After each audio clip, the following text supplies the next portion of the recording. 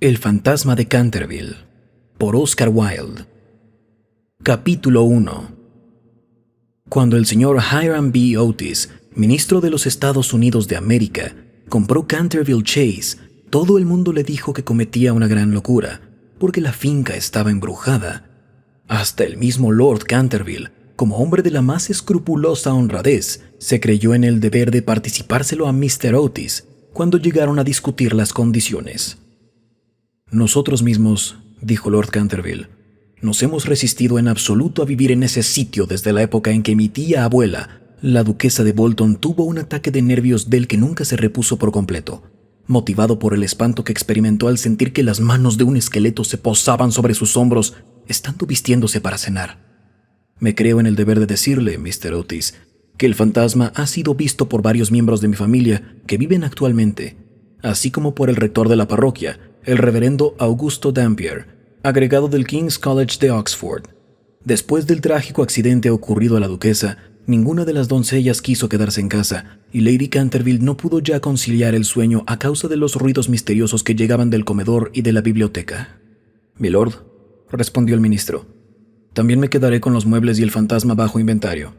Llego de un país moderno en el que podemos tener todo cuanto el dinero es capaz de proporcionar, y esos mozos nuestros, jóvenes y turbulentos, que recorren el viejo continente escandalizándolo, que se llevan los mejores actores de ustedes y sus mejores primas donas, estoy seguro de que si queda todavía un verdadero fantasma en Europa, vendrán a buscarlo enseguida para colocarle en uno de nuestros museos públicos o para pasearle por los caminos como un fenómeno».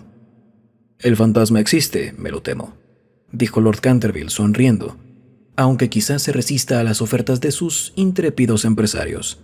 Hace más de 3 siglos que se le conoce, data con precisión de 1574 y nunca deja de mostrarse cuando está a punto de ocurrir alguna defunción en la familia. «¡Pah! Los médicos de cabecera hacen lo mismo, Lord Canterville. Amigo mío, un fantasma no puede existir y no creo que las leyes de la naturaleza admitan excepciones en favor de la aristocracia inglesa». «Realmente», dijo Lord Canterville, que no acababa de comprender la última observación de Mr. Otis, «ustedes son muy sencillos en América. Ahora bien, si le gusta a usted tener un fantasma en casa, mejor que mejor. Acuérdese únicamente que yo le previne». Algunas semanas después, se cerró el trato, y a fines de la estación, el ministro y su familia emprendieron el viaje hacia Canterville Chase. La señora Otis, que con el nombre de Miss Lucretia R. Tappan, de la calle West 53, había sido una célebre beldad de Nueva York. Era todavía una mujer muy bella, de edad regular, con unos ojos hermosos y un perfil magnífico. Muchas damas americanas, cuando abandonan su país natal, adoptan aires de persona atacada de una enfermedad crónica y se figuran que eso es uno de los sellos de distinción europea. Pero la señora Otis no cayó nunca en ese error. Tenía una naturaleza espléndida y una abundancia extraordinaria de vitalidad. A decir verdad, era completamente inglesa en muchos aspectos y era un ejemplo excelente para sostener la tesis de que lo tenemos todo en común con América hoy día excepto la lengua, como es de suponer. Su hijo mayor, bautizado con el nombre de Washington por sus padres en un momento de patriotismo que él no cesaba de lamentar, era un muchacho rubio, de bastante buena figura, que había logrado que se le considerase candidato a la diplomacia, dirigiendo al grupo alemán en los festivales del casino de Newport durante 3 temporadas seguidas, y aún en Londres pasaba por ser un bailarín excepcional. Sus únicas debilidades eran las gardenias y la nobleza. Aparte de eso, era perfectamente sensato. Miss Virginia E. Otis era una muchachita de 15 años, esbelta y graciosa como un cervatillo, con mirada francamente encantadora en sus grandes ojos azules. Amazona maravillosa, sobre su pony derrotó una vez en carreras al viejo Lord Bilton, dando 2 veces la vuelta al parque, ganándole por caballo y medio, precisamente frente a la estatua de Aquiles, lo cual provocó un entusiasmo tan grande en el joven duque de Cheshire que le propuso matrimonio allí mismo, y sus tutores tuvieron que mandarle aquella misma noche a Eton, bañado en lágrimas. Después de Virginia venían 2 gemelos, a quienes llamaban Estrellas y Rayas porque se les encontraba siempre juntos. Eran unos niños encantadores y, con el ministro, los únicos verdaderos republicanos de la familia. Como Canterville Chase está a 7 millas de Ascot, la estación más próxima, Mr. Otis telegrafió que fueran a buscarla en coche descubierto y emprendieron la marcha en medio de la mayor alegría. Era una noche encantadora de julio y el aire estaba impregnado por el aroma de los pinos. De vez en cuando se oía una paloma arrullándose dulcemente o se vislumbraba entre los helechos la pechuga de oro bruñido de algún faisán. Ligeras ardillas les espiaban desde lo alto de las hayas a su paso. Unos conejos corrían como exhalaciones a través de los matorrales o sobre los collados cubiertos de musgo, levantando su rabo blanco. Sin embargo, no bien entraron en la avenida de Canterville Chase, el cielo se cubrió repentinamente de nubes. Un extraño cielo pareció invadir toda la atmósfera. Una gran bandada de cornejas cruzó calladamente por encima de sus cabezas, y antes de que llegasen a la casa ya habían caído algunas gotas de lluvia. En los escalones se hallaba para recibirles una anciana, pulcramente vestida de seda negra, con cofia y delantal blancos. Era la señora Omni, el ama de gobierno que la señora Otis, por vehementes requerimientos de Lady Canterville, accedió a conservar en su puesto. Hizo una profunda reverencia a cada uno de la familia cuando echaron pie a tierra y dijo, con la singular cortesía de los buenos tiempos antiguos: «Les doy la bienvenida a Canterville Chase». La siguieron atravesando un hermoso hall de estilo Tudor hasta la biblioteca, largo salón espacioso con las paredes cubiertas por madera de roble oscuro que terminaba en un ancho ventanal de cristales. Estaba preparado el té. Luego, una vez que se quitaron los abrigos, ya sentados se pusieron a curiosear en torno suyo, mientras la señora Omni iba de un lado para otro. De pronto, la mirada de la señora Otis cayó sobre una mancha de un rojo oscuro que había sobre el pavimento, precisamente al lado de la chimenea, y, sin darse cuenta de sus palabras, dijo a la señora Omni: «Creo que han vertido algo en ese sitio». «Sí, señora», contestó la señora Omni en voz baja. «En ese lugar se ha vertido sangre». «¡Qué horror!», exclamó la señora Otis. «No quiero manchas de sangre en un salón. Es preciso quitar eso inmediatamente». La vieja sonrió y con voz misteriosa repuso: «Es sangre de Lady Leonor de Canterville, que fue muerta en ese mismo sitio por su propio marido, Sir Simon de Canterville, en 1565. Sir Simon la sobrevivió 9 años, desapareciendo de repente en circunstancias misteriosísimas. Su cuerpo no se encontró nunca, pero su alma culpable sigue embrujando la casa. La mancha de sangre ha sido muy admirada por los turistas y otras personas y no puede quitarse». «Todo eso son tonterías», exclamó Washington Otis. «El producto quitamanchas, el limpiador incomparable campeón marca Pinkerton y el detergente Paragon harán desaparecer eso en un instante».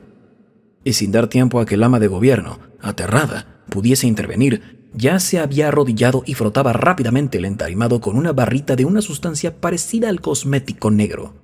A los pocos instantes, la mancha había desaparecido sin dejar rastro.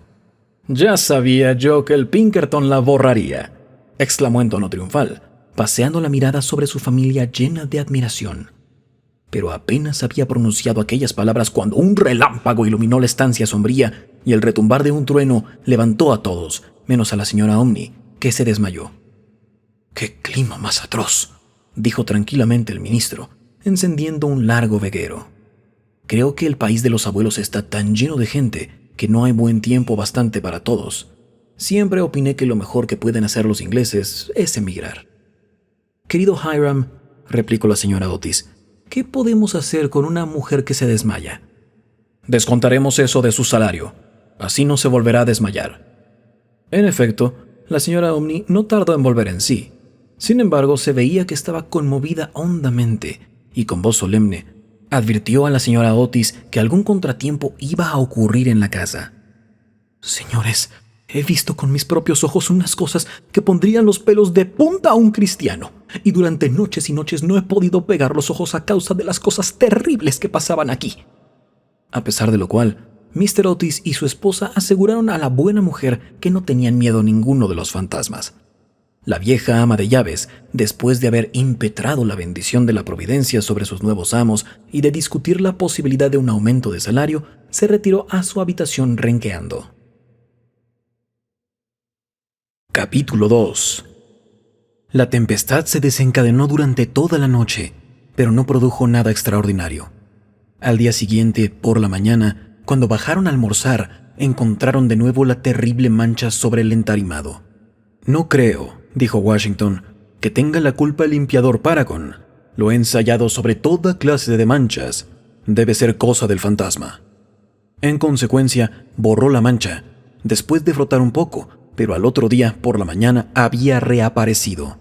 A la tercera mañana volvió a estar allí, y sin embargo, la biblioteca permaneció cerrada la noche anterior, llevándose arriba la llave la señora Otis. Desde entonces, la familia empezó a interesarse por aquello. Mr. Otis se hallaba a punto de creer que había estado demasiado dogmático negando la existencia de los fantasmas. La señora Otis expresó su intención de afiliarse a la Sociedad Psíquica, y Washington preparó una larga carta a Myers y Podmore basado en la persistencia de las manchas de sangre cuando provienen de un crimen. Aquella noche disipó todas las dudas sobre la existencia objetiva de los fantasmas. La familia había aprovechado la frescura de la tarde para dar un paseo en coche. Regresaron a las 9, tomando una ligera cena. La conversación no recayó ni un momento sobre los fantasmas, de manera que faltaban hasta las condiciones más elementales de espera y de receptibilidad que preceden tan a menudo a los fenómenos psíquicos. Los asuntos que discutieron, por lo que luego es sabido por la señora Otis, fueron simplemente los habituales en la conversación de los americanos cultos que pertenecen a las clases elevadas, como por ejemplo la inmensa superioridad de Miss Fanny Davenport sobre Sarah Bernhardt como actriz, la dificultad para encontrar maíz verde, galletas de trigo sarraceno y el hominy aún en las mejores casas inglesas, la importancia de Boston en el desenvolvimiento del alma universal, las ventajas del sistema que consiste en anotar los equipajes de los viajeros y la dulzura del acento neoyorquino, comparado con el dejo de Londres. No se trató para nada de lo sobrenatural. No se hizo ni la menor alusión indirecta a Sir Simon de Canterville. A las 11, la familia se retiró, y a las 11:30 estaban apagadas todas las luces. Poco después, Mr. Otis se despertó con un ruido singular en el corredor, fuera de su habitación. Parecía un ruido de hierros viejos y se acercaba cada vez más. Se levantó en el acto, encendió una luz y miró la hora. Era la 1 en punto. Mr. Otis estaba perfectamente tranquilo. Se tomó el pulso y no lo encontró nada alterado. El ruido extraño continuaba, al mismo tiempo que se oía claramente el sonar de unos pasos. Mr. Otis se puso las zapatillas, cogió una aceitera alargada de su tocador y abrió la puerta, y vio frente a él, en el pálido claro de la luna, a un viejo de aspecto terrible. Sus ojos parecían carbones encendidos. Una larga cabellera gris caía en mechones revueltos sobre sus hombros. Sus ropas de corte anticuado estaban manchadas y en jirones. De sus muñecas y de sus tobillos colgaban unas pesadas cadenas y unos grilletes herrumbrosos. «Mi distinguido señor», dijo Mr. Otis, «permítame que le ruegue vivamente que engrase esas cadenas. Le he traído para ello el engrasador Tamani Sol Naciente. Dicen que es eficacísimo y que basta una sola aplicación. En la etiqueta hay varios certificados de nuestros adivinos más ilustres que dan fe de ello. Voy a dejársela aquí, al lado de las velas, y tendré un verdadero placer en proporcionarle más si así lo desea». Dicho lo cual, el ministro de Estados Unidos dejó la aceitera sobre una mesa de mármol, cerró la puerta y se volvió a meter en la cama. El fantasma de Canterville permaneció algunos minutos inmóvil de indignación. Después tiró, lleno de rabia, la aceitera contra el suelo encerado y huyó por el corredor, lanzando gruñidos cavernosos y despidiendo una extraña luz verde. Sin embargo, cuando llegaba a la gran escalera de roble, se abrió de repente una puerta. Aparecieron dos siluetas infantiles, vestidas de blanco, y una voluminosa almohada le rozó la cabeza. Evidentemente, no había tenido tiempo que perder, así que, utilizando como medio de fuga la cuarta dimensión del espacio, se desvaneció a través del estuco y la casa, de nuevo, recobró su tranquilidad. Llegado a un cuartito secreto del ala izquierda, se adosó a un rayo de luna para tomar aliento y se puso a reflexionar para darse cuenta de su situación. Jamás en toda su brillante carrera, que duraba ya 300 años, fue injuriado tan groseramente. Se acordó de la duquesa viuda, en quien provocó una crisis de terror cuando estaba mirándose en el espejo, cubierta de brillantes y de encajes, de las 4 doncellas a quienes había enloquecido, produciéndoles convulsiones histéricas solo con hacerles visajes entre las cortinas de una de las habitaciones destinadas a invitados, del rector de la parroquia, cuya vela apagó de un soplo cuando volvía el buen señor de la biblioteca a una hora avanzada, y que desde entonces tuvo que estar bajo el cuidado de Sir William Gull, convertido en mártir de toda clase de alteraciones nerviosas, de la vieja señora de Tremouliac, que al despertarse al amanecer y descubrir un esqueleto sentado en un sillón al lado de la lumbre, entretenido en leer su diario, tuvo que guardar cama durante 6 meses, víctima de un ataque cerebral. Una vez curada, se reconcilió con la iglesia y rompió sus relaciones con el señalado escéptico Voltaire. Recordó también la noche terrible en que el bribón de Lord Canterville fue hallado ahogándose en su vestidor, con una sota de espadas hundida en la garganta, viéndose obligado a confesar antes de morir que por medio de aquella carta había timado la suma de 50,000 libras a Jamie Foxx en casa de Crookford, y juró que aquella carta se la hizo tragar el fantasma. Todas sus grandes hazañas le volvían a la memoria. Vio desfilar al mayordomo que se levantó la tapa de los sesos por haber visto una mano verde tamborilear sobre los cristales, y a la bella Lady Steelfield, condenada a llevar alrededor del cuello un collar de terciopelo negro para tapar la señal de 5 dedos, impresos como con un hierro candente sobre su blanca piel, y que terminó por ahogarse en el vivero que había al extremo de la Avenida Real. Y, lleno del entusiasmo ególatra del verdadero artista, pasó revista a sus creaciones más célebres.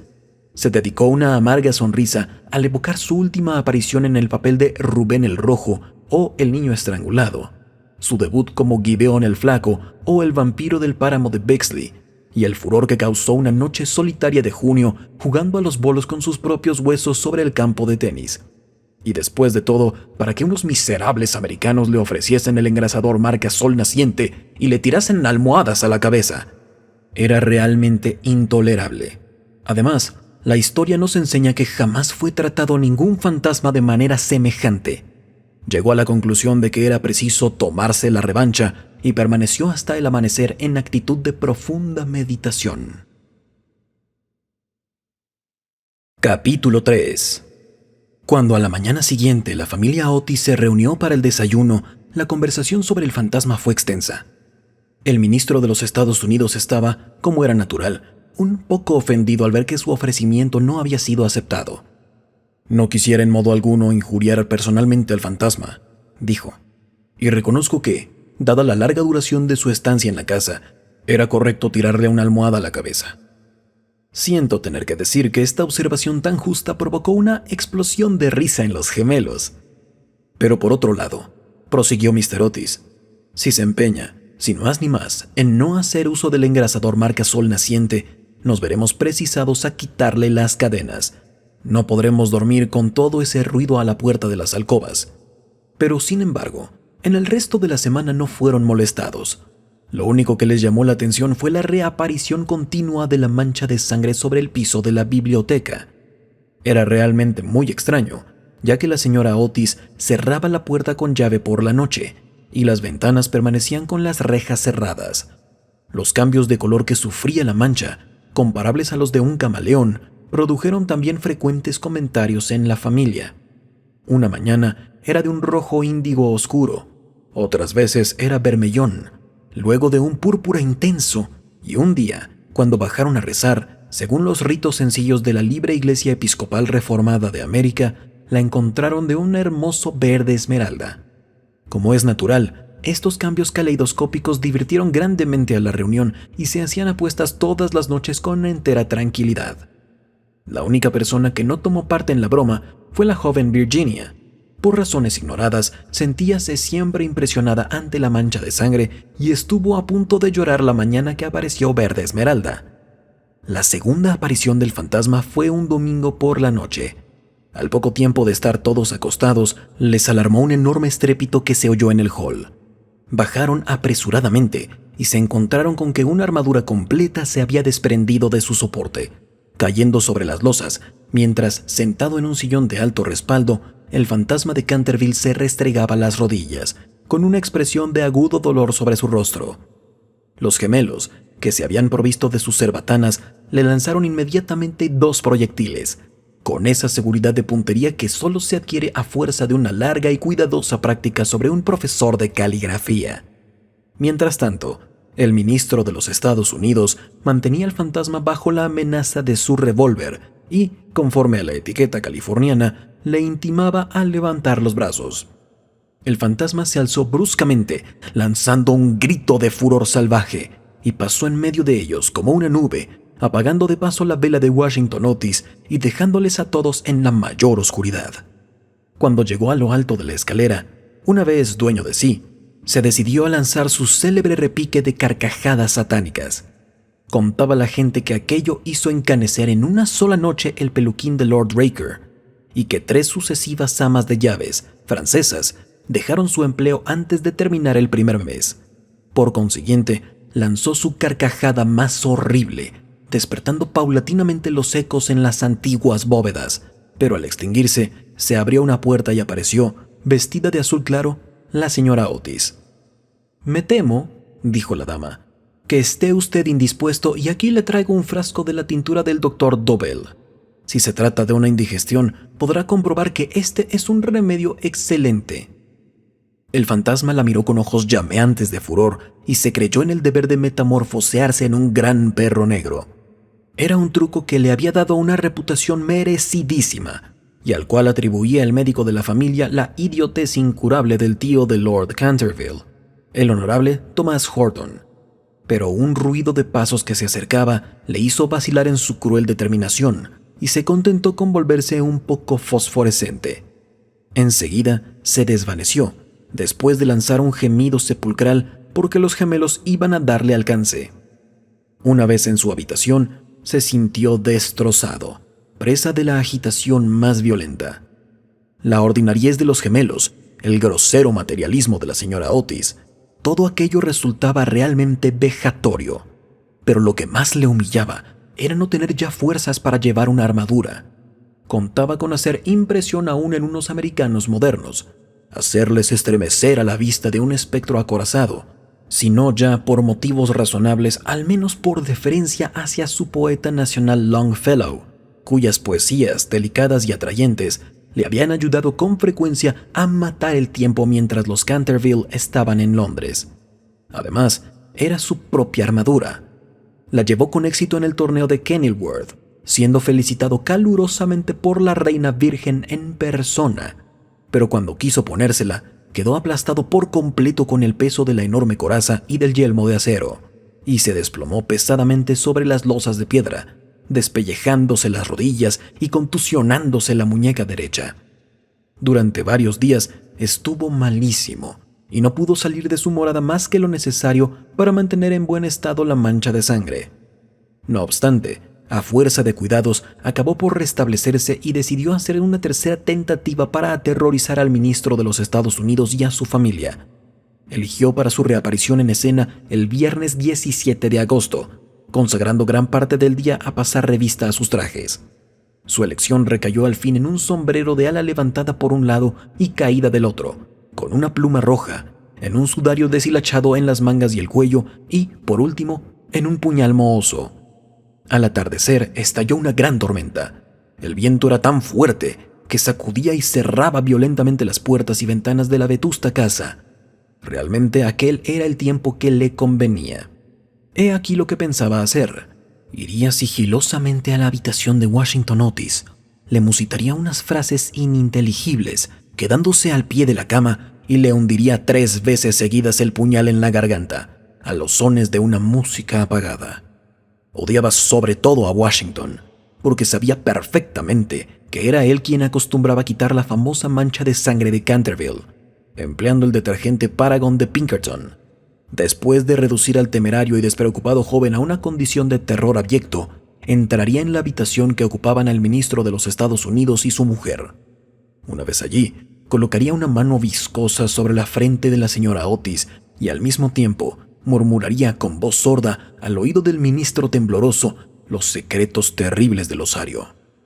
En cuanto a la pequeña Virginia, aún no tenía decidido nada. No le había insultado nunca. Era bonita y cariñosa. Unos cuantos gruñidos sordos que saliesen del armario le parecían más que suficientes, y si no bastaban para despertarla, llegaría hasta tirarle de la puntita del nariz con sus dedos rígidos por la parálisis.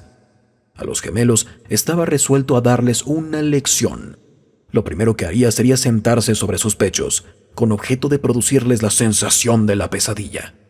Luego, aprovechando que sus camas estaban muy juntas, se alzaría en el espacio libre entre ellas, con el aspecto de un cadáver verde y frío como el hielo, hasta que se quedasen paralizados de terror. Enseguida, tirando bruscamente su sudario, daría la vuelta al dormitorio en 4 patas, como un esqueleto blanqueado por el tiempo, moviendo el globo de un solo ojo en su órbita, como el personaje de Daniel el Mudo o el esqueleto del suicida, papel en el cual hizo un gran efecto en varias ocasiones. Creía estar tan bien en este como en su otro papel de Martín el Demente o el Misterio Enmascarado. A las 10:30 oyó subir a la familia a acostarse. Durante algunos instantes le inquietaron las estrepitosas carcajadas de los gemelos, que se divertían indudablemente con su loca alegría de colegiales antes de meterse en la cama. Pero a las 11:15 todo quedó nuevamente en silencio, y cuando sonaron las 12 se puso en camino. La lechuza chocaba contra los cristales de la ventana. El cuervo graznaba en el hueco de un tejo centenario y el viento gemía vagando alrededor de la casa, como un alma en pena. Pero la familia Otis dormía, sin sospechar la suerte que le esperaba. Oía con toda claridad los ronquidos regulares del ministro de los Estados Unidos, que dominaban el ruido de la lluvia y de la tormenta. Se deslizó furtivamente a través del estuco. Una sonrisa perversa se dibujaba sobre su boca cruel y arrugada, y la luna escondió su rostro tras una nube cuando pasó delante de la gran ventana ojival, sobre la que estaban representadas en azul y oro sus propias armas y las de su esposa asesinada. Seguía andando siempre, deslizándose como una sombra funesta que hacía que hasta las tinieblas le maldijesen a su paso. Hubo un momento en que le pareció oír que alguien le llamaba. Se detuvo, pero era tan solo un perro, que ladraba en la granja roja. Prosiguió su marcha, mascullando extraños juramentos del siglo XVI y blandiendo de vez en cuando el puñal enmohecido en el aire de medianoche. Por fin llegó a la esquina del pasillo que conducía a la habitación del infortunado Washington. Allí hizo una breve parada. El viento agitaba en torno de su cabeza sus largos mechones grises y ceñía en pliegues grotescos y fantásticos el horror indecible del fúnebre sudario. Sonó entonces el cuarto en el reloj. Comprendió que había llegado el momento. Con una risa maligna, dio la vuelta al ángulo del corredor, pero apenas lo hizo, retrocedió lanzando un gemido lastimero de terror y escondiendo su cara lívida entre sus largas manos huesudas. Frente a él había un horrible espectro, inmóvil como una estatua, monstruoso como la pesadilla de un demente. Tenía la cabeza pelada y reluciente, faz redonda, carnosa y blanca. Una risa horrorosa parecía retorcer sus rasgos en una mueca eterna. Por los ojos brotaba a oleadas una luz escarlata.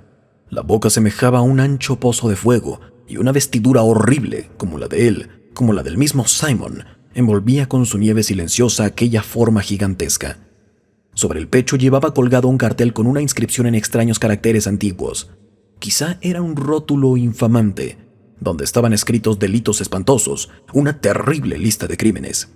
Tenía por último en su mano derecha una cimitarra de acero resplandeciente.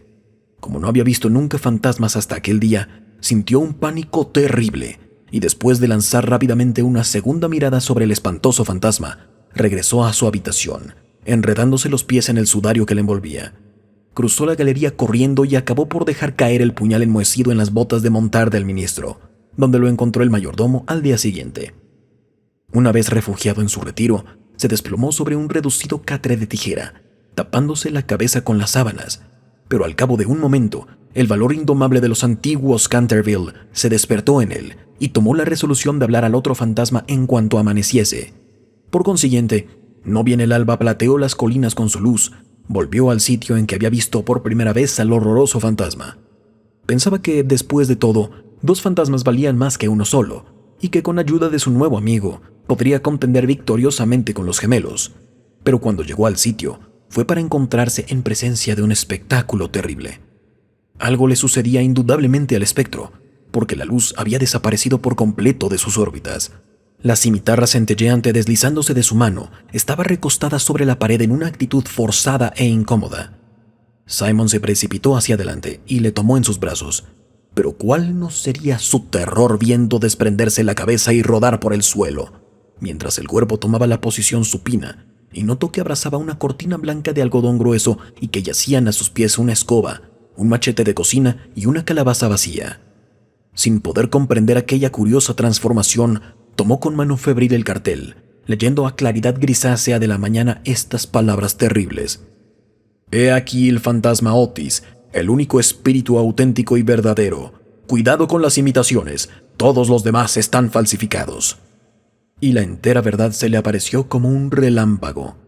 Había sido burlado, chasqueado, engañado. La expresión característica de los Canterville reapareció en sus ojos. Apretó las encías desdentadas y, levantando por encima de su cabeza sus manos amarillas, juró, según la fraseología pintoresca de la antigua escuela, que cuando el gallo tocase por 2 veces el cuerno de su alegre llamada, se perpetrarían crímenes sangrientos y que el asesinato, de callado paso, saldría entonces de su retiro.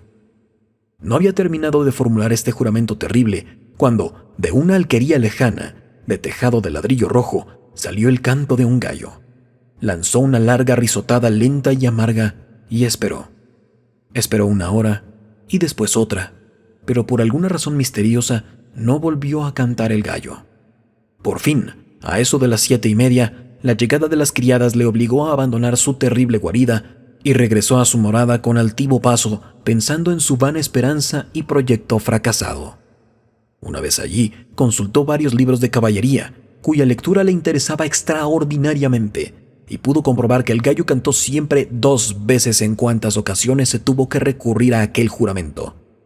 «Que el diablo se lleve a ese infame volátil», murmuró. «En otro tiempo hubiese caído sobre él con mi gran lanza, atravesándole el gañote y obligándole a cantar otra vez para mí aunque reventara». Y dicho esto, se retiró a su confortable ataúd de plomo y allí permaneció hasta la noche. Capítulo 4. Al día siguiente, el fantasma se sintió muy débil y cansado. Las terribles emociones de las 4 últimas semanas empezaban a producir su efecto. Tenía el sistema nervioso completamente alterado y temblaba al más ligero ruido. No salió de su habitación en 5 días y concluyó por hacer una concesión en lo relativo a la mancha de sangre del salón de la biblioteca.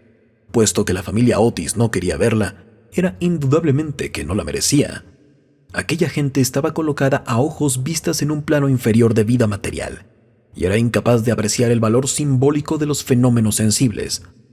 La cuestión de las apariciones de fantasmas y el desenvolvimiento de los cuerpos astrales eran realmente para él una cosa muy distinta e indiscutiblemente fuera de su gobierno, pero, por lo menos, constituía para él un deber ineludible mostrarse en el corredor 1 vez a la semana y farfullar por la gran ventana ojival el 1º y el 3er miércoles de cada mes. No veía ningún medio digno de sustraerse a aquella obligación. Verdad es que su vida estuvo llena de crímenes, pero quitado eso, era un hombre muy concienzudo en todo cuanto se relacionaba con lo sobrenatural. Así pues, los 3 sábados siguientes atravesó, como de costumbre, el corredor entre 12 de la noche y 3 de la madrugada, tomando todas las precauciones posibles para no ser visto ni oído. Se quitaba las botas, pisaba lo más ligeramente que podía sobre las viejas maderas carcomidas, se envolvía en una gran capa de terciopelo negro y no dejaba de usar el engrasador sol naciente para engrasar sus cadenas. Me veo precisado a reconocer que solo después de muchas vacilaciones se decidió a adoptar esta última forma de protegerse. Pero al fin, una noche, mientras cenaba la familia, se deslizó en el dormitorio del señor Otis y se llevó el frasquito. Al principio se sintió un poco humillado, pero después fue suficientemente razonable para comprender que aquel invento merecía grandes elogios y que cooperaba en cierto modo a la realización de sus proyectos. A pesar de todo, no se vio a cubierto de molestias. No dejaba nunca de tenderle cuerdas de lado a lado del corredor para hacerle tropezar en la oscuridad, y una vez que se había disfrazado para el papel de Isaac el Negro o el cazador de bosque de Huxley, cayó de bruces al poner el pie sobre una plancha de maderas enjabonadas que habían colocado los gemelos desde el umbral del salón de tapices hasta la parte alta de la escalera de roble. Esta última afrenta le dio tal rabia que decidió hacer un esfuerzo para imponer su dignidad y consolidar su posición social, y formó el proyecto de visitar a la noche siguiente a los insolentes chicos de Eton, en su célebre papel de Ruperto el Temerario o el Conde sin Cabeza. No se había mostrado con aquel disfraz desde hacía 70 años, es decir, desde que causó con él tal pavor a la bella Lady Barbara Modish que ésta retiró su consentimiento al abuelo del actual Lord Canterville y se fugó a Gretna Green con el arrogante Jack Castletown, jurando que por nada del mundo consentiría en emparentar con una familia que toleraba los paseos de un fantasma tan horrible por la terraza al atardecer. El pobre Jack fue al poco tiempo muerto en duelo con arma de fuego por Lord Canterville en terrenos de Wandsworth, y Lady Barbara murió de pena en Tunbridge Wells antes de terminar el año. Así es que fue un gran éxito en todos sentidos. Sin embargo, fue permitiéndome emplear un término teatral para aplicarle a uno de los mayores misterios del mundo sobrenatural, o en lenguaje más científico, del mundo superior a la naturaleza, una creación de las más difíciles, y necesitó sus buenas 3 horas para terminar los preparativos. Por fin, todo estuvo listo, y él contentísimo de su disfraz. Las grandes botas de montar que hacían juego con el traje eran, eso sí, un poco holgadas para él, y no pudo encontrar más que una de las 2 pistolas de arzón. Pero, en general, quedó satisfechísimo, y a la 1:15 pasó a través del estuco y bajó al corredor. Cuando estuvo cerca de la habitación ocupada por los gemelos, y a la que se llamaba el dormitorio azul por el color de sus cortinajes, se encontró con la puerta entreabierta. A fin de hacer una entrada efectista, la abrió de par en par con violencia, pero se le vino encima una jarra de agua que le empapó hasta los huesos, no dándole en el hombro por unos milímetros. Al mismo tiempo, oyó unas risas sofocadas que partían de la doble cama con dosel. Su sistema nervioso sufrió tal conmoción que regresó a sus habitaciones a toda prisa, y al día siguiente tuvo que permanecer en la cama con un fuerte catarro. El único consuelo que tuvo fue el de no haber llevado su cabeza sobre sus hombros, pues de lo contrario las consecuencias pudieran haber sido más graves. Desde entonces, renunció para siempre a espantar a aquella recia familia de americanos y se contentó, por regla general, con vagar por el corredor en zapatillas de fieltro, envuelto el cuello en una gruesa bufanda, por temor a las corrientes de aire, y provisto de un pequeño arcabuz, para el caso en que fuese atacado por los gemelos. Hacia el 19 de septiembre fue cuando recibió el golpe de gracia. Había bajado por la escalera hasta el espacioso hall, seguro de que en aquel sitio por lo menos nadie le iba a molestar, y se entretenía en hacer observaciones satíricas sobre las grandes fotografías del ministro de los Estados Unidos y de su mujer, hechas en casa por Saroni y que ahora ocupaban el lugar de los retratos de la familia Canterville. Iba vestido sencilla pero decentemente, con un largo sudario salpicado de moho de cementerio. Se había atado la quijada con una tira de tela amarilla y llevaba una linternita y un azadón de sepulturero. En una palabra, iba disfrazado de Jonás el desenterrador o el ladrón de cadáveres de Chertsey Barn. Era una de sus creaciones más notables y de la que guardaban recuerdo con más motivo los Canterville, ya que fue la verdadera causa de su riña con Lord Rufford, vecino suyo. Serían próximamente las 2:15 de la madrugada, y a su juicio no se movía nadie en la casa, pero cuando se dirigía tranquilamente hacia la biblioteca para ver lo que quedaba de la mancha de sangre, se abalanzaron hacia él, desde un rincón sombrío, 2 siluetas, agitando locamente sus brazos sobre sus cabezas mientras gritaban a su oído Lleno de pánico, cosa muy natural en aquellas circunstancias, se precipitó hacia la escalera, pero entonces se encontró frente a Washington Otis, que le esperaba armado con la gran regadera del jardín, de tal modo que, cercado por sus enemigos, casi acorralado, tuvo que evaporarse en la gran estufa de hierro colado, que, felizmente para él, no estaba encendida, y abrirse paso hasta sus habitaciones por entre los cañones de las chimeneas, llegando a su refugio en el lamentable estado en que lo pusieron la agitación, el hollín y la desesperación. Desde aquella noche, no volvió a vérsele nunca en expediciones nocturnas. Los gemelos se quedaron muchas veces en acecho para sorprenderle, sembrando de cáscaras de nuez los corredores todas las noches, con gran enojo de sus padres y de los criados. Pero fue inútil. Su amor propio estaba profundamente herido sin duda y no quería mostrarse. En vista de ello, Mr. Otis reanudó de nuevo el trabajo en su gran obra sobre la historia del Partido Demócrata, obra que había empezado 3 años antes. La señora Otis organizó un clam bake extraordinario, que dejó muy impresionados a todos los de la comarca. Los niños se dedicaron a jugar a la barra, al écarté, al póker y a otros juegos típicos de América. Virginia dio pasos a caballo por caminos y veredas en compañía del duque de Cheshire, que se hallaba en Canterville pasando su última semana de vacaciones. Todo el mundo se figuraba que el fantasma había desaparecido, y en consecuencia, Mr. Otis escribió una carta a Lord Canterville para comunicárselo, y recibió en contestación otra carta en la que éste le testimoniaba el placer que le producía la noticia y enviaba sus más sinceras felicitaciones a la digna esposa del ministro. Pero los Otis se equivocaban. El fantasma seguía en la casa, y aunque se hallaba muy delicado, no estaba dispuesto a retirarse, sobre todo después de que figuraba entre los invitados el duque de Cheshire, cuyo tío, Lord Francis Stilton, apostó una vez 100 guineas con el coronel Carbury a que jugaría a los dados con el fantasma de Canterville. A la mañana siguiente, se encontraron a Lord Stilton tendido sobre el suelo del salón de juego en un estado de parálisis tal que, a pesar de la edad avanzada que alcanzó, no pudo ya nunca pronunciar más palabra que esta: 6 dobles. Esta historia era muy conocida en su tiempo, aunque en atención a los acontecimientos de las dos nobles familias se hiciera todo lo posible por ocultarla, y existe un relato detallado de todo lo referente a ella en el tomo 3 de las memorias de Lord Tattle sobre el príncipe regente y sus amigos. Desde entonces, el fantasma deseaba vehementemente probar que no había perdido su influencia sobre los Stilton, con los que además estaba emparentado, pues una prima hermana suya se casó en segundas nupcias con el señor Bulkeley, del que descendían en línea directa, como todo el mundo sabe, los duques de Cheshire. Por consiguiente, hizo sus preparativos para mostrarse al joven enamorado de Virginia en su famoso papel del fraile vampiro o el benedictino sin sangre. Era un espectáculo tan espantoso que cuando la vieja Lady Startup se lo vio representar, es decir, la víspera del Año Nuevo de 1764, empezó a lanzar chillidos agudos que le provocaron un fuerte ataque de apoplejía y su fallecimiento al cabo de 3 días, no sin que desheredara antes a los Canterville, que eran sus parientes más cercanos, y legase todo su dinero a su farmacéutico de Londres.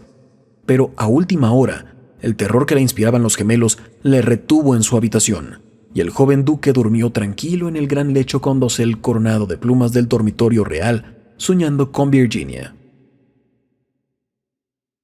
Capítulo 5. Unos días después, Virginia y su adorador de cabello rizado dieron un paseo a caballo por los prados de Brockley, paseo en el que ella se desgarró su vestido de amazona al saltar un seto, y de vuelta a su casa, entró por la escalera de detrás para que no la viesen. Al pasar corriendo por delante de la puerta del salón de tapices, que estaba abierta de par en par, le pareció ver a alguien dentro. Pensó que sería la doncella de su madre, que iba con frecuencia a trabajar a esa habitación. Asomó la cabeza para encargarle que le cosiese el vestido, pero con gran sorpresa suya, quien estaba allí era el fantasma de Canterville en persona. Estaba sentado junto a la ventana contemplando las hojas doradas que danzaban en el aire, desprendidas de los árboles amarillentos y las hojas bermejas que bailaban locamente a lo largo de la gran avenida.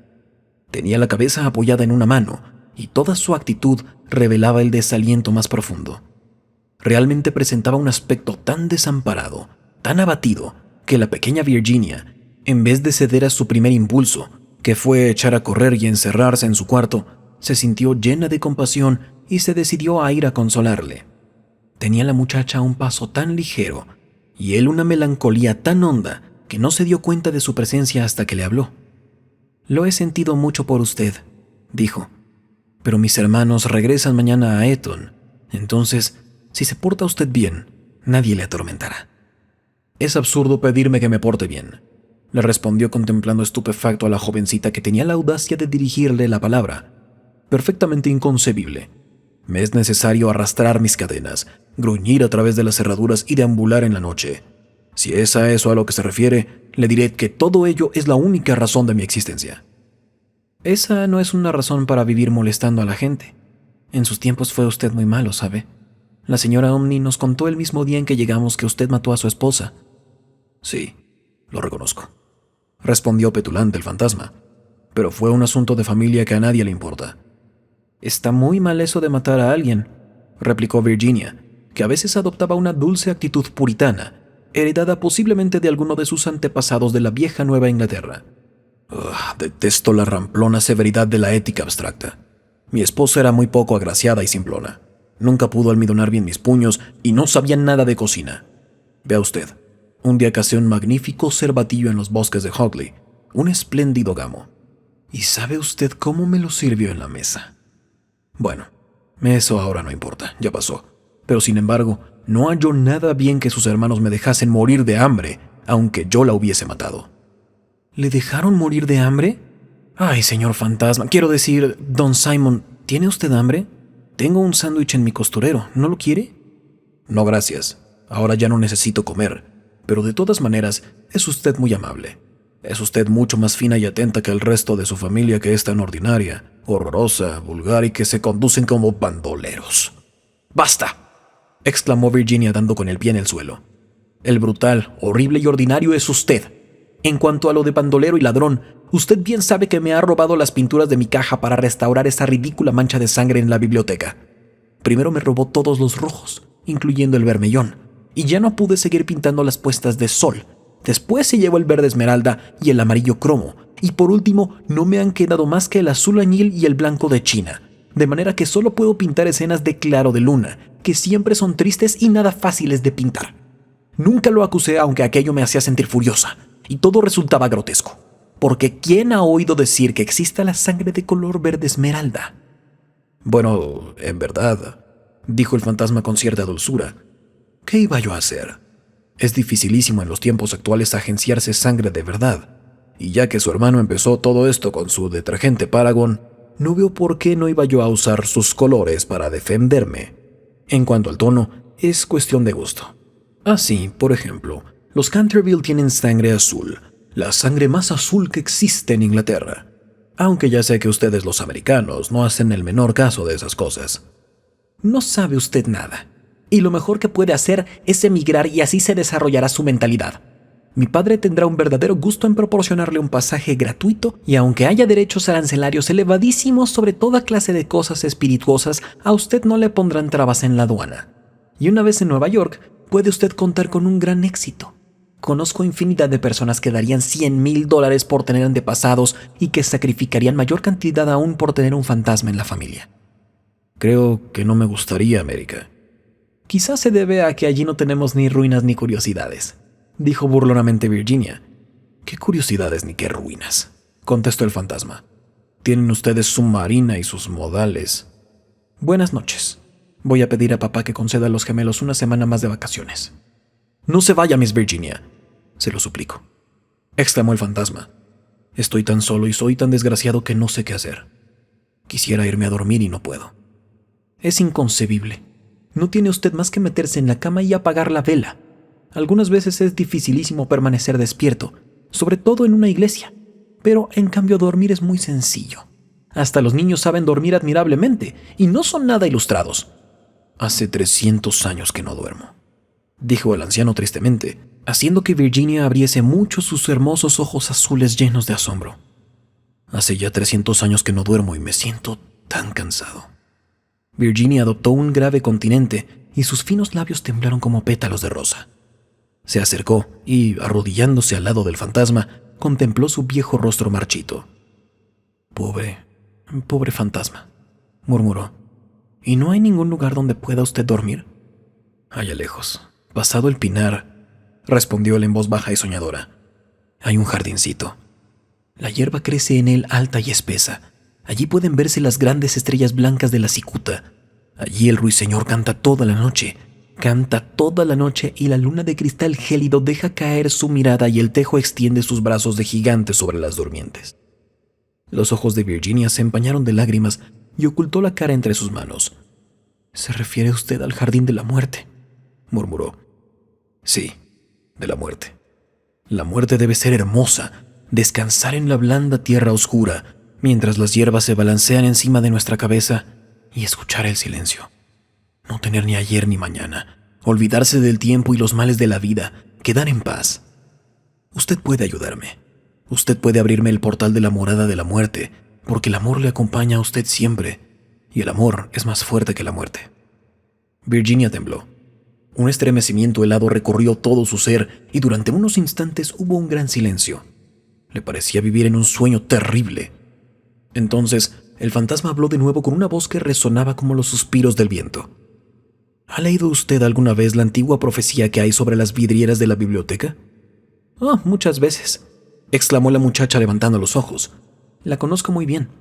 Está pintada con unas curiosas letras negras y se lee con dificultad. No tiene más que estos 6 versos.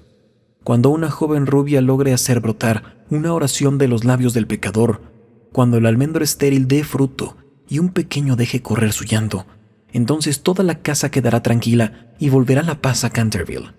Pero no sé lo que significan. Significan que tiene usted que llorar conmigo mis pecados, porque no tengo lágrimas, y que tiene usted que rezar conmigo por mi alma, porque no tengo fe. Y entonces, si ha sido usted siempre dulce, buena y cariñosa, el ángel de la muerte se compadecerá de mí. Verá usted seres terribles en las tinieblas y voces malignas susurrarán en sus oídos, pero no podrán hacerle ningún daño, porque contra la pureza de una niña no pueden nada las potencias infernales. Virginia no contestó, y el fantasma se retorció las manos en la violencia de su desesperación, sin dejar de mirar la rubia cabeza inclinada. De pronto se irguió la joven, muy pálida, con un fulgor extraño en los ojos. «No tengo miedo», dijo con voz firme, «y rogaré al ángel que se apiade de usted». El fantasma, levantándose de su asiento y lanzando un débil grito de alegría, tomó su mano e, inclinándose sobre ella con la gracia de los viejos tiempos, la besó. Sus dedos estaban fríos como el hielo y sus labios abrasaban como el fuego, pero Virginia no flaqueó. Después, la hizo atravesar la estancia sombría. Sobre el tapiz de un verde apagado estaban bordados unos pequeños cazadores. Soplaban en sus cuernos adornados con borlas y con sus lindas manos le hacían señas de que retrocediese. «Vuelve sobre tus pasos, Virginia. ¡No sigas! ¡Vete! ¡Vete!», gritaban. Pero el fantasma le apretaba en aquel momento la mano con más fuerza, y ella cerró los ojos para no verlos. Horribles alimañas de colas de lagarto y de ojos saltones hacían guiños maliciosos en las esquinas de la chimenea, mientras le decían en voz baja: «Ten cuidado, Virginia, ten cuidado. Podríamos no volver a verte». Pero el fantasma apresuró entonces el paso y Virginia no oyó nada. Cuando llegaron al extremo de la estancia, el viejo se detuvo, murmurando unas palabras que ella no pudo comprender. Volvió Virginia a abrir los ojos y vio disiparse el muro lentamente, como una neblina, y abrirse una negra caverna. Un áspero y helado viento les azotó, sintiendo la muchacha que alguien tiraba de su vestido. «¡Deprisa! ¡Deprisa!», gritó el fantasma, «o será demasiado tarde».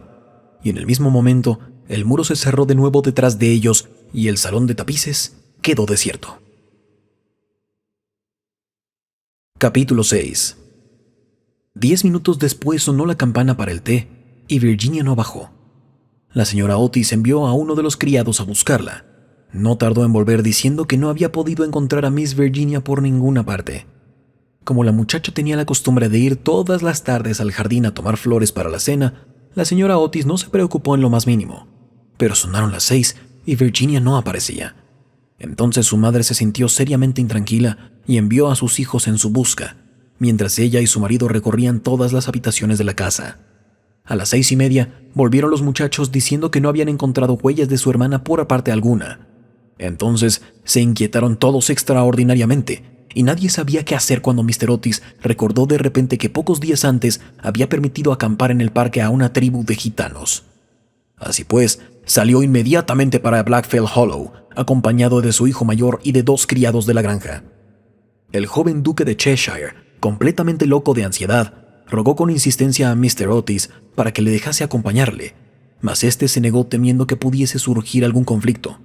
Pero cuando llegó al sitio en cuestión, vio que los gitanos se habían marchado, y era evidente que su partida había sido precipitada, pues el fuego ardía aún y quedaban platos sobre la hierba. Después de mandar a Washington y a los 2 hombres a registrar los alrededores, se apresuraron a regresar y envió telegramas a todos los inspectores de policía del condado, rogándoles buscasen a una joven raptada por unos vagabundos o gitanos. Luego hizo que le trajeran su caballo, y después de insistir para que su mujer y sus 3 hijos se sentaran a la mesa, partió con un caballerango por el camino de Ascot.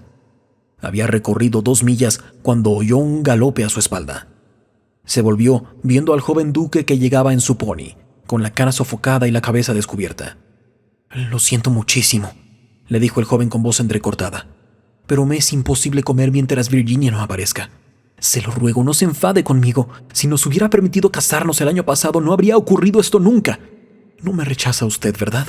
No puedo ni quiero irme. El ministro no pudo menos de dirigir una sonrisa a aquel mozo guapo y atolondrado, conmovidísimo ante la abnegación que mostraba por Virginia, e, inclinándose sobre su caballo, le golpeó el hombro cariñosamente y le dijo: «Pues bien, Cecil, ya que insistes en venir, no me queda más remedio que admitirte en mi compañía. Pero eso sí, tengo que comprarte un sombrero en Ascot». «Al diablo los sombreros. Lo que quiero es encontrar a Virginia», exclamó el duque riendo, y acto seguido galoparon hasta la estación. Una vez allí, Mr. Otis preguntó al jefe si no habían visto en el andén a una joven cuyas señas correspondiesen con las de Virginia, pero no averiguó nada sobre ella. No obstante lo cual, el jefe de la estación expidió telegramas a las estaciones del trayecto, ascendentes y descendentes, y le prometió ejercer una vigilancia minuciosa. Enseguida, después de comprar un sombrero para el duque en una tienda de novedades que se disponía a cerrar, Mr. Otis cabalgó hasta Bexley, pueblo situado a 4 millas más allá, y que, según le dijeron, era muy frecuentado por los gitanos, ya que cerca de allí había una numerosa comunidad rural. Hicieron levantarse al guarda del lugar, pero no pudieron conseguir ningún dato de él. Así es que, después de atravesar y explorar los contornos, los dos jinetes tomaron otra vez el camino de casa, llegando a Canterville a eso de las 11, rendidos de cansancio y con el corazón desgarrado por la inquietud. Se encontraron allí con Washington y los gemelos, esperándoles a la puerta con linternas porque la avenida estaba muy oscura. No se había descubierto la menor señal de Virginia. Los gitanos fueron alcanzados en el prado de Brockley, pero no estaba la joven entre ellos. Explicaron la prisa de su marcha, diciendo que habían equivocado el día que debía celebrarse la feria de Chorlton, y que el temor de llegar demasiado tarde les obligó a darse prisa. Además, parecieron desconsolados por la desaparición de Virginia, pues estaban agradecidísimos a Mr. Otis por haberles permitido acampar en su parque. 4 de ellos se quedaron detrás para tomar parte en las pesquisas. Se hizo vaciar el estanque de las carpas, registraron la finca en todos sentidos, pero no consiguieron nada. Era evidente que Virginia estaba perdida, al menos por aquella noche, y fue con un aire de profundo abatimiento como entraron en casa Mr. Otis y los jóvenes seguidos del caballerango que llevaba de las bridas los 2 caballos y al pony. En el vestíbulo se encontraron con el grupo de los criados llenos de terror. La pobre señora Otis estaba acostada sobre un sofá de la biblioteca, casi loca de terror y de ansiedad, y la vieja ama de gobierno le humedecía la frente con agua de colonia. Enseguida, Mr. Otis instó a su esposa para que comiese algo y dio órdenes para que se sirviese la cena. Fue una comida triste, pues casi nadie hablaba, y hasta los gemelos se veían espantados y sumisos, pues querían entrañablemente a su hermana. Cuando terminaron, Mr. Otis, a pesar de los ruegos del joven duque, mandó que todo mundo se fuese a la cama diciendo que no podía hacerse ya nada esa noche y que al día siguiente telegrafiaría a Scotland Yard para que pusieran inmediatamente varios detectives a su disposición. Pero en el preciso momento en que salían del comedor, sonaron las 12 en el reloj de la torre. Apenas acababan de extinguirse las vibraciones de la última campanada cuando se oyó un crujido acompañado de un grito penetrante. Un trueno estentório bamboleó la casa, una melodía ultraterrena flotó en el aire. Un lienzo de pared se desprendió bruscamente en lo alto de la escalera y sobre el rellano, muy pálida, casi blanca, apareció Virginia llevando en la mano un cofrecillo. Inmediatamente, todos la rodearon. La señora Otis la estrechó apasionadamente entre sus brazos, el duque casi la ahogó con sus besos apasionados y los gemelos ejecutaron una danza de guerra salvaje alrededor del grupo. «Por Dios, hija, ¿dónde estabas?», dijo Mr. Otis bastante enfadado, creyendo que les había querido dar una broma pesada. «Cecil y yo hemos recorrido toda la comarca en busca tuya, y tu madre ha estado a punto de morirse de espanto. No vuelvas a dar bromas de ese género a nadie». «¡Menos al fantasma! ¡Menos al fantasma!», gritaron los gemelos continuando sus brincos. «Hija mía, querida, gracias a Dios que te hemos encontrado. Ya no nos volveremos a separar», murmuraba la señora Otis besando a la muchacha, toda trémula y acariciando sus cabellos de oro que se veían despeinados. «Papá», dijo dulcemente Virginia, «estaba con el fantasma. Ha muerto ya. Es preciso que vayan a verle. Fue muy malo, pero se ha arrepentido sinceramente de todo lo que había hecho y antes de morir me ha dado esta caja de joyas». Toda la familia la contempló muda y asombrada, pero ella tenía un aire muy circunspecto y muy serio. Enseguida, dando media vuelta, les precedió a través del hueco de la pared y bajaron por un corredor secreto y angosto. Washington les seguía llevando una vela encendida que tomó de la mesa. Por fin llegaron a una gran puerta de roble con clavos recios y oxidados. Virginia la tocó, y entonces la puerta giró sobre sus goznes enormes y se hallaron en una habitación estrecha y con bajo techo abovedado, y que tenía una ventanita enredada. Junto a una gran argolla de hierro empotrada en el muro a la cual estaba encadenado, se veía un esqueleto, extendido cuán largo era sobre las losas. Parecía estirar sus dedos descarnados, como intentando llegar a un plato y a un cántaro, de forma antigua, colocados de tal forma que no pudiese alcanzarlos. El cántaro había estado lleno de agua indudablemente, pues tenía su interior tapizado de moho verde. Sobre el plato no quedaba más que polvo. Virginia, arrodillada junto al esqueleto y uniendo sus finas manos, comenzó a rezar en silencio, mientras la familia contemplaba con asombro la horrible tragedia, cuyo secreto se les acababa de revelar. «¡Oigan!», exclamó de pronto uno de los gemelos, que había ido a mirar por la ventanita, queriendo adivinar hacia qué lado del edificio caía aquella habitación. «¡Oigan! El antiguo almendro, que estaba seco, ha florecido. Se ven admirablemente las flores a la luz de la luna». «Dios le ha perdonado», dijo gravemente Virginia, levantándose, y un magnífico resplandor parecía iluminar su rostro. «Eres un ángel», exclamó el joven duque rodeándole el cuello con el brazo y besándola. Capítulo 7. 4 días después de estos curiosos sucesos, a eso de las 11 de la noche, salía un fúnebre cortejo de Canterville House. La carroza iba arrastrada por 8 caballos negros, cada uno de los cuales llevaba adornada la cabeza con un gran penacho de plumas de avestruz que se inclinaban como saludando. La caja de plomo iba cubierta con un rico paño púrpura, sobre el cual estaban bordadas en oro las armas de los Canterville. A cada lado del carro y de los coches marchaban los criados, llevando antorchas encendidas. Toda aquella comitiva tenía un aspecto grandioso e imponente. Lord Canterville presidía el duelo. Había venido del país de Gales expresamente para asistir al entierro y ocupaba el primer coche con la pequeña Virginia. Después iban el ministro de los Estados Unidos y su esposa, y detrás Washington y los 2 muchachos. En el último coche iba la señora Omni. Todo el mundo convino en que después de haber sido atemorizada por el fantasma por espacio de más de 50 años, tenía realmente el derecho a verle desaparecer para siempre. Cavaron una profunda fosa en un rincón del cementerio, precisamente bajo el tejo centenario, y dijo las últimas oraciones del modo más solemne el reverendo Augusto Dampier. Una vez terminada la ceremonia, los criados, siguiendo una antigua costumbre establecida en la familia Canterville, apagaron sus antorchas. Luego, al bajar la caja a la fosa, Virginia se adelantó, colocando encima de ella una gran cruz hecha con flores de almendro blancas y rosadas. En aquel momento, salió la luna de detrás de una nube e inundó el cementerio con sus rayos de silenciosa plata, y de un bosquecillo cercano se elevó el canto de un ruiseñor.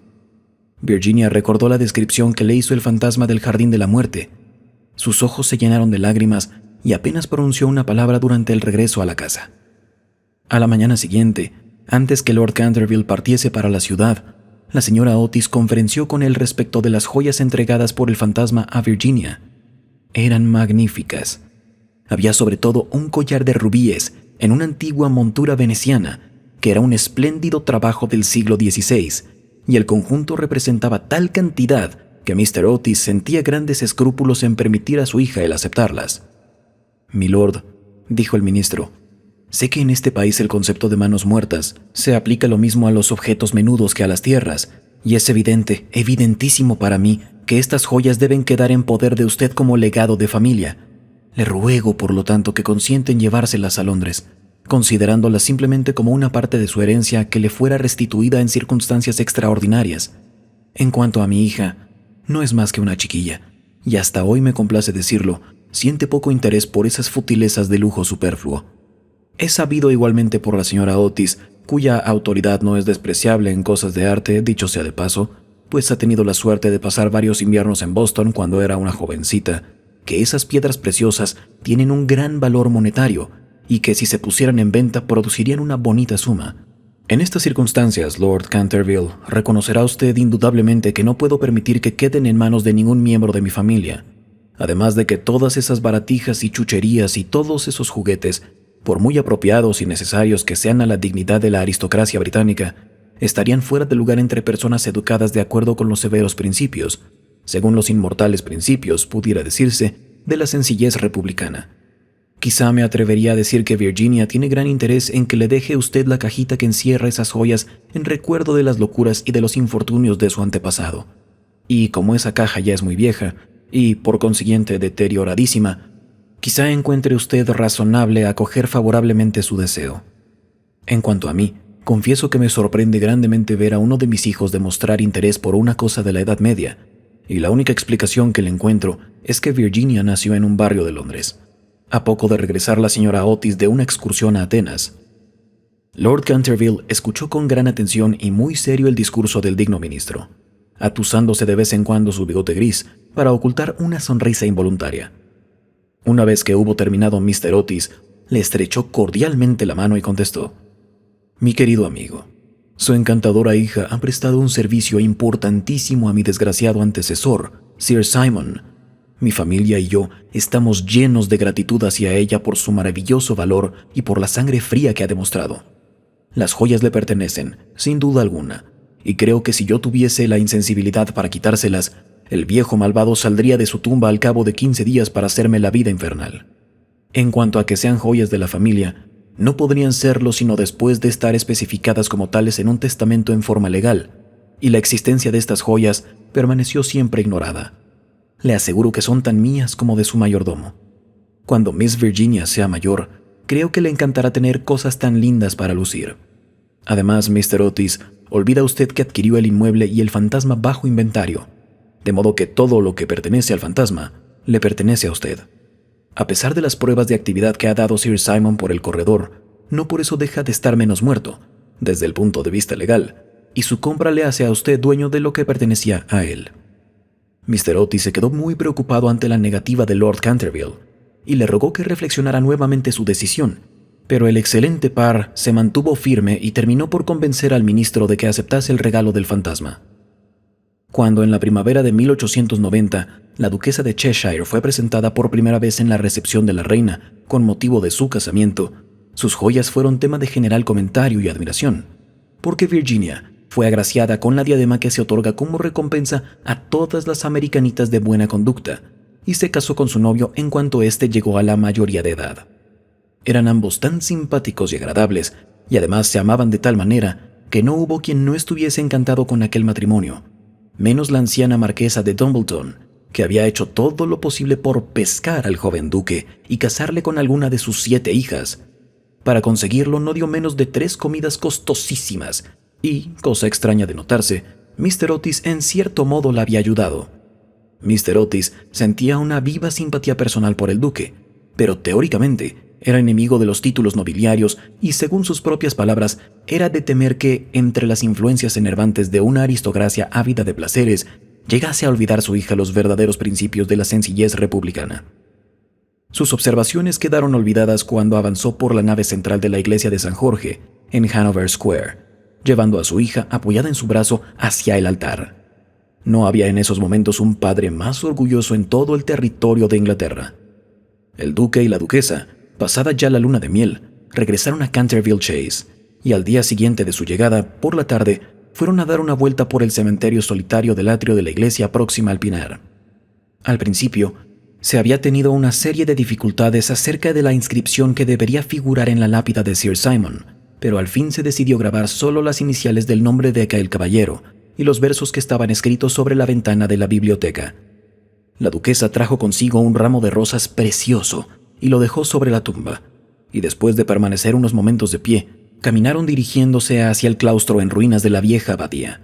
La duquesa se sentó sobre el caído pilar de una columna, mientras que su esposo, descansando a sus pies, fumaba un cigarrillo contemplando a su esposa y mirando sus bellos ojos. De pronto, tiró el cigarrillo, le tomó la mano y le dijo: «Virginia, una buena esposa nunca debe tener secretos para su esposo». «Querido Cecil, yo no tengo secretos para ti». «Sí que los tienes», contestó él sonriendo. «Nunca me has contado lo que te pasó mientras estuviste encerrada con el fantasma». «Nunca se lo he contado a nadie, Cecil», dijo Virginia con una actitud reposada y seria. «Ya lo sé, pero a mí podrías decírmelo». «Por favor, no me preguntes, Cecil. No puedo decírtelo. Pobre Sir Simon, le debo mucho».